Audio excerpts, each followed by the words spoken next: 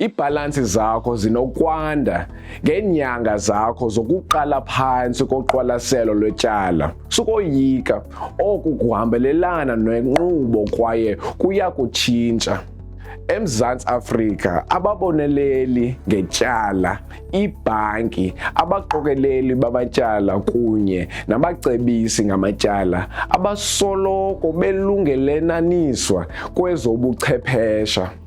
Kwaye uCOVID-19 ngalo lonke utshintsho olwenziwe kwindawo yomsebenzi khange isincede izinto. Kodwa nceda uyazi ukuba ibhalansi yakho iyakuhla. Uza kuhlawulwa kancinci ngenyanga kwaye uya kukhululeka. Kwaye uCOVID-19 ngalo lonke utshintsho olwenziwe kwindawo yomsebenzi khange izincede izinto. Kodwa nceda uyazi ukuba ibhalansi yakho iyakuhla. Uza kuhlawula kancinci ngenyanga kwaye uya kukhululeka.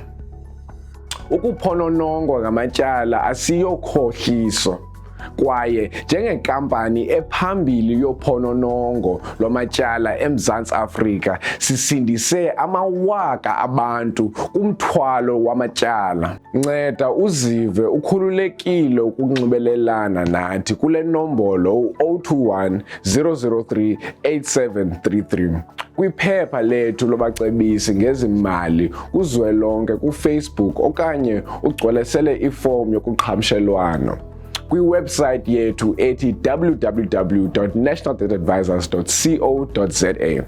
Phola, sukoyika, sikufumene.